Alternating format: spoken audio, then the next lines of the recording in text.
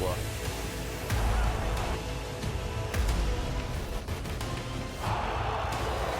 You're going to sleep.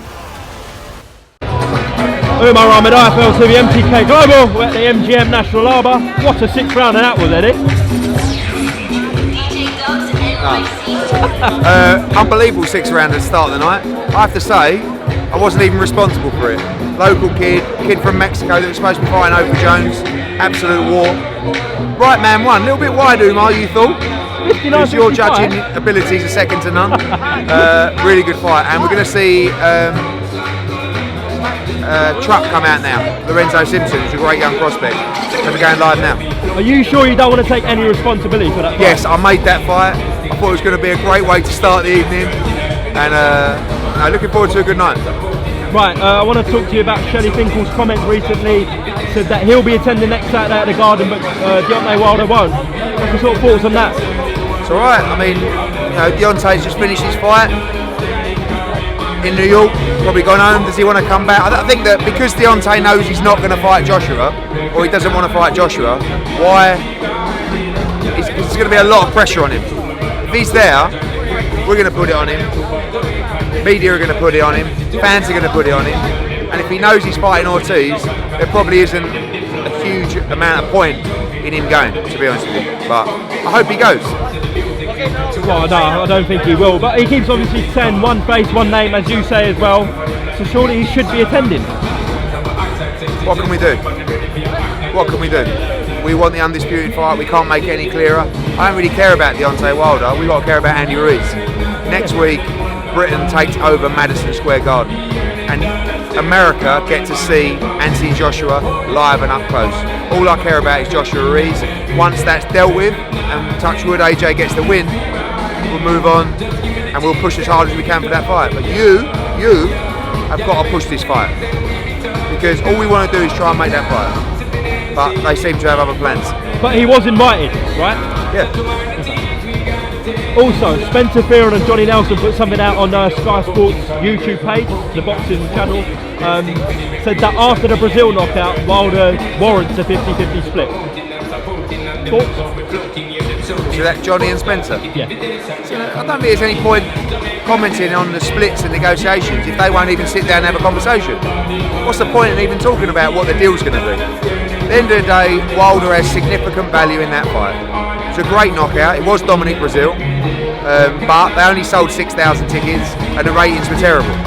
So commercially, how can you say you got a guy from England coming to America selling out Madison Square Garden, and you had a guy, American world champion, fighting just down the road in Brooklyn, selling 6,000 tickets?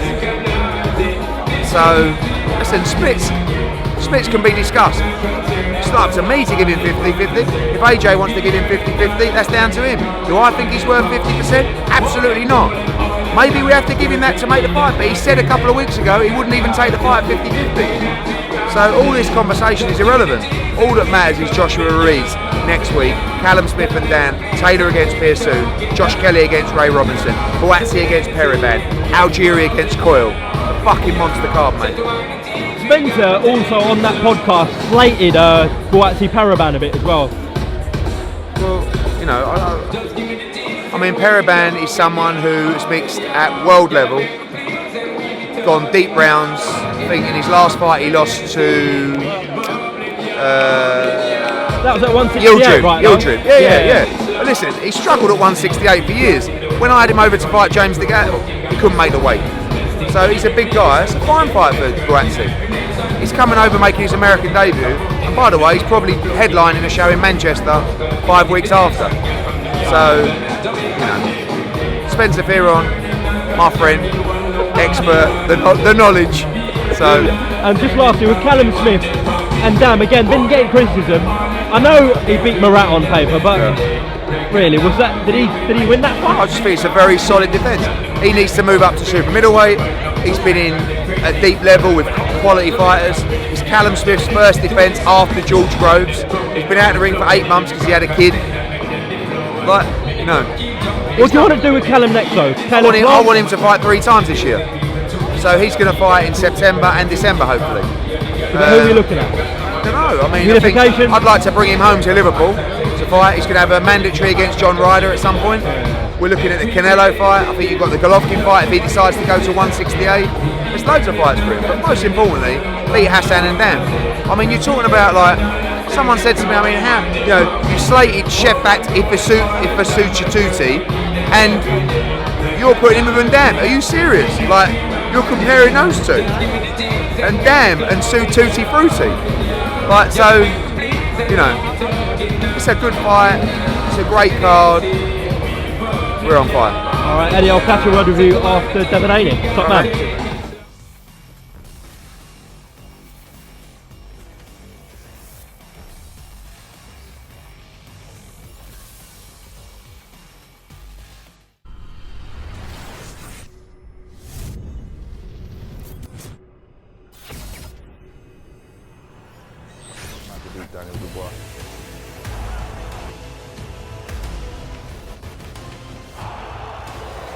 You're going to sleep.